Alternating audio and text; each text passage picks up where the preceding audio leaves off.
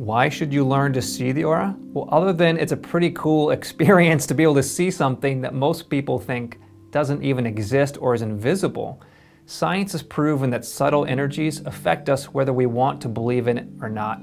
Energy is everywhere. Good energy, bad energy.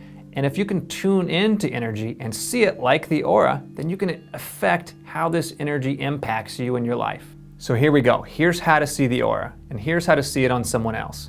What you want to do is ask them to stand about 10 feet away, and they should stand on something like what I have, which is a plain white or a plain black background. And basically what you want is you just want something without any patterns, because that's going to make it harder to see the actual aura.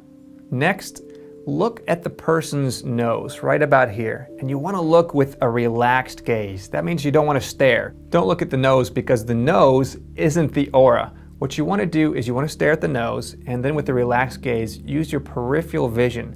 The peripheral vision basically means looking out of the corner of your eyes. Here's the cool thing. Your eyes are curved, which means that they can see a different spectrum of light on the side, on the corner of your eyes, than you can head on. So what you'll first see around their head and shoulders is basically a transparent fog. Here's the thing. The aura, when you first see it, appears very transparent. Have you ever gone out on a hot day and you're looking at a car or a sidewalk and you'll see those heat waves kind of like shimmering?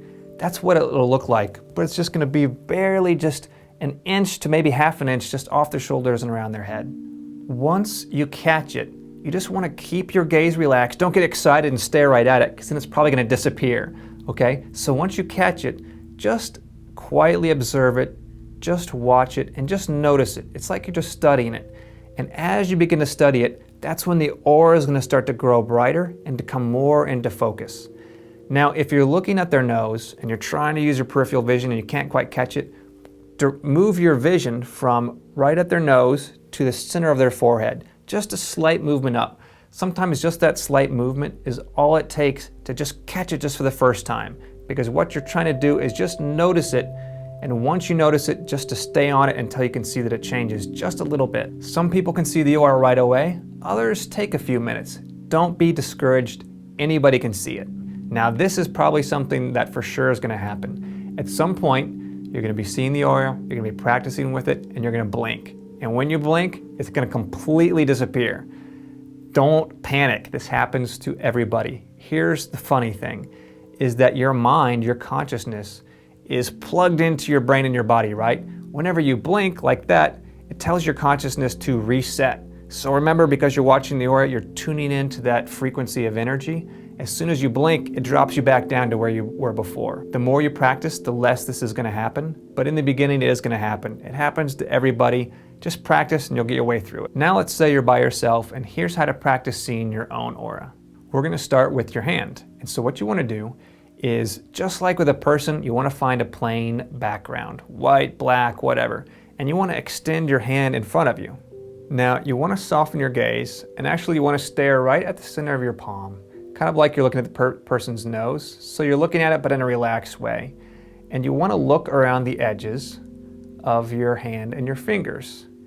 And ever so slowly, you want to start squishing your fingers together and then spreading them apart.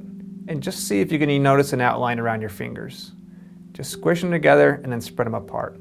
And if you squish your fingers together, then just start moving your hand like you're waving at yourself, just kind of slowly side to side. And it's the same thing, just like with a person, is you're just trying to notice that faint outline first. And once you catch the outline, sometimes the movement helps, but once you catch that faint outline, you want to stop, and then you just want to, in a relaxed way, just focus on trying to bring the aura more into view. The movement is just trying to get the aura to move into just the right spot in your peripheral vision, and then sometimes you'll notice it just kind of pops right out. And here's the cool thing, you can also do it with your foot. And I used to do this all the time when I was lying in bed. I'd wake up in the morning, 15 minutes early, and I would just move my foot. I would just twist it back and forth, and I would look at the aura around my toes and study my foot. In the next video, I'm going to show you how to be able to see energy in the air.